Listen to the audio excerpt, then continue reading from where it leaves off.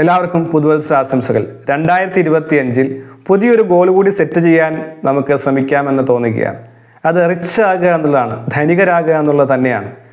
Financial freedom, പണത്തിന് മറ്റുള്ളവരെ ആശ്രയിക്കാതെ സ്വന്തം കാര്യങ്ങൾ ഏറ്റവും നന്നായി ചെയ്യാനായിട്ട് സാധിക്കുന്ന ഒരു അവസ്ഥയാണ് ഫിനാൻഷ്യൽ ഫ്രീഡം എന്ന് പറയുന്നത്. എങ്ങനെ 2025 നമുക്ക് പണം ഉള്ളവരായി മാറുവാൻ സാധിക്കും?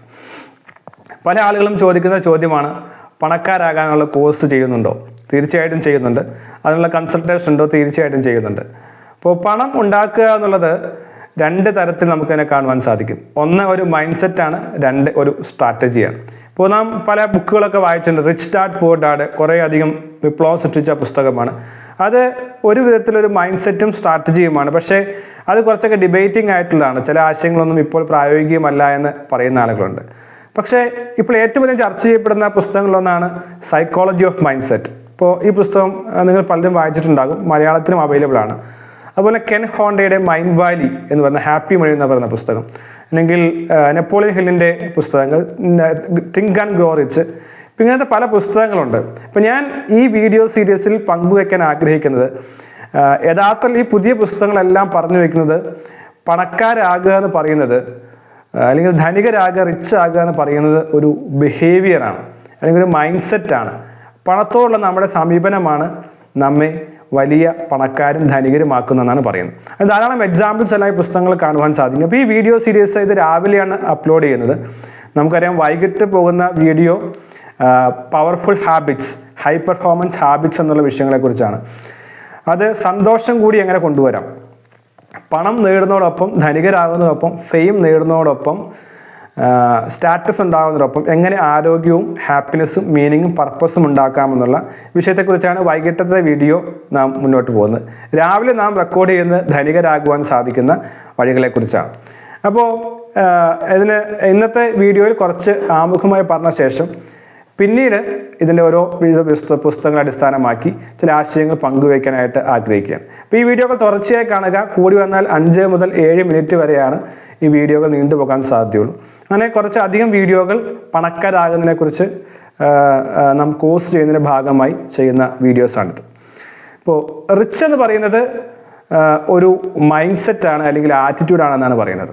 ഇപ്പോൾ സൈക്കോളജി ഓഫ് മണിയിൽ മോർഗൻ ഹസൽ ഇതിനെക്കുറിച്ച് വളരെ വിശദമായി പ്രതിപാദിക്കുന്നുണ്ട്. പലപ്പോഴും ആളുകൾ ധനികരാകാത്തതിന് അല്ലെങ്കിൽ ദരിദ്രരാകുന്നതിൻ്റെ കാരണം എന്ന് പറയുന്നത് അവർ പുവറായിട്ടുള്ള മൈൻഡ് സെറ്റാണ്. ഇപ്പോൾ മൈൻഡ് വാലി പ്രൊജക്റ്റിൽ കെൻ ഹോണ്ട പറയുന്നുണ്ട്, മേക്കിംഗ് പീസ് വിത്ത് മണി, ഹാപ്പി മണി എന്നുള്ള ആശയം പറയുന്നുണ്ട്. ഇപ്പോൾ ഒരു 2 ഉദാഹരണം ഈ സൈക്കോളജി ഓഫ് മണിയിലെ തുടക്കത്തിലെ അധ്യായത്തിൽ നമുക്ക് കാണുവാൻ സാധിക്കും. റൊണാൾഡ് ജെയിംസ് റീഡ് എന്ന് പറയുന്ന ഒരാൾ, ഒരു ജാനിറ്റർ, ഒരു പെട്രോൾ പമ്പിലെ അസിസ്റ്റൻ്റായി ഇരുന്ന ഒരാൾ. അദ്ദേഹം വളരെ ദരിദ്രനെ പോലെയാണ് ജീവിച്ചതെന്നാണ് ആളുകൾ പറയുന്നത്. അദ്ദേഹത്തിന് 92 വയസ്സ് വരെ അദ്ദേഹം ജീവിച്ചിരുന്നു.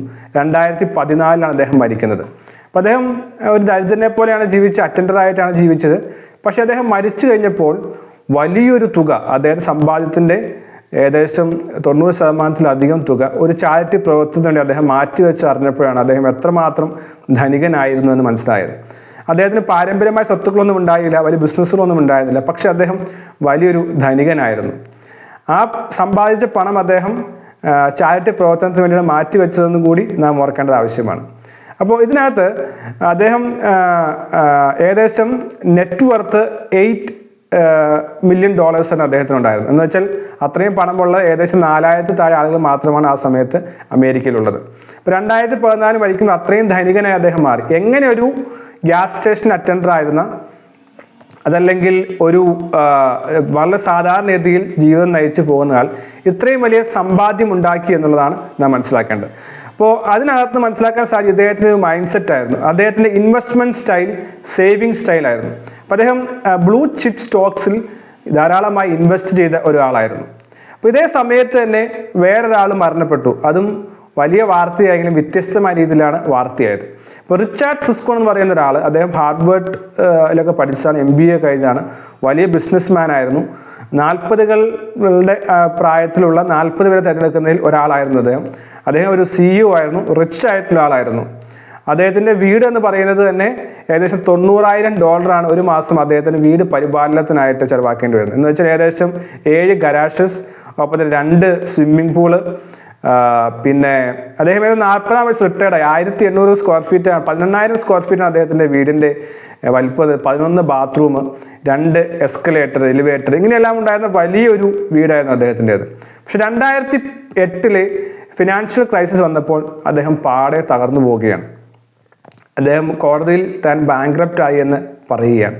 അപ്പോൾ അങ്ങനെ അദ്ദേഹം ഒരു ധനികനായി 40-ാം വയസ്സ് ധനികനായി റിട്ടയർഡ് ആയെങ്കിലും അദ്ദേഹം മരിച്ചു കഴിഞ്ഞപ്പോൾ, അല്ലെങ്കിൽ അദ്ദേഹത്തിൻ്റെ ജീവിത അവസാനമായപ്പോഴേക്കും അദ്ദേഹം ഒരു പരമദരിദ്രനായി മാറിയിരുന്നു. അപ്പോൾ ഈ പുസ്തകം ആരംഭിക്കുന്നത് തന്നെ പറയുന്നത് പണം എന്ന് പറയുന്നത് പണത്തോടുള്ള നമ്മുടെ ബിഹേവിയറാണ്. അപ്പോൾ ഒരാൾ പേഷ്യൻസിലൂടെ ധനികനായി, മറ്റേയാൾ ഗ്രീഡിലൂടെ ദരിദ്രനുമായി മാറി. So how we behave towards money എന്നുള്ള ആശയം വളരെയധികം പ്രധാനപ്പെട്ടതായിട്ടുള്ള കാര്യമാണ്. ഇപ്പോൾ മോർഗൻ ഹസൽ പറയുന്നത് ഈ മണി മേക്കിംഗ് റിച്ച് ആകുക എന്ന് പറയുന്നത് ഒരു സോഫ്റ്റ് സ്കില്ലാണ്, ഹാർഡ് സ്കില്ലല്ല. ഇപ്പോൾ റിച്ച് ഡാഡ് പൂർ ഡാഡ് വായിക്കുമ്പോൾ റോബർട്ട് കിയോസാക്കിയുടെ 2ാമത്തെ ഭാഗത്ത് നമുക്ക് കാണാൻ സാധിക്കുന്ന കുറേ ഹാർഡ് സ്കിൽസ് പറയുന്നുണ്ട്. എങ്ങനെ ഇൻവെസ്റ്റ് ചെയ്യണം, എവിടെ ഇൻവെസ്റ്റ് ചെയ്യണം, റിയൽ എസ്റ്റേറ്റ് ഇൻവെസ്റ്റ് ചെയ്യേണ്ടത് എങ്ങനെയാണ്, ഇങ്ങനെ കുറേ കാര്യങ്ങളെല്ലാം പറയുന്നുണ്ട്. പക്ഷേ ഹാർഡ് സ്കില്ലിനേക്കാൾ സോഫ്റ്റ് സ്കില്ലാണ്. എങ്ങനെയാണ് പണത്തോട് ബിഹേവ് ചെയ്യുന്നത്, എങ്ങനെയാണ് നാം ക്ഷമയോടെ ഇൻവെസ്റ്റ് ചെയ്യുന്നത്, എങ്ങനെയാണ് സ്ട്രാറ്റജിക്കലി സേവ് ചെയ്യുന്നത്. അപ്പോൾ ഞാൻ ഈ കോഴ്സ് ഇവിടെ നടക്കുമ്പോൾ ഞാൻ പറയുന്നത് ഇത് എല്ലാവർക്കും ഒരുപോലെ റിച്ച് ആകാൻ സാധിക്കുന്ന ഒന്നാണ്. ബിസിനസ് ചെയ്ത് റിസ്ക് എടുത്ത് കോടീശ്വരനാകുന്ന കാര്യമല്ല പറയുന്നത്. ഒരു സാധാരണക്കാരനും ഒരു സ്ട്രാറ്റജിക് സേവിങ്ങിലൂടെ, മനോഭാവം മാറ്റുന്നതിലൂടെ എങ്ങനെ ഒരു റിച്ച് ആകുവാൻ സാധിക്കും. ഇന്നൊരു ദിവസം അതാണ് ചർച്ച ചെയ്യാൻ പോകുന്നത്. നമുക്കും റിച്ച് ആകാം. Let us make 10x growth through habits.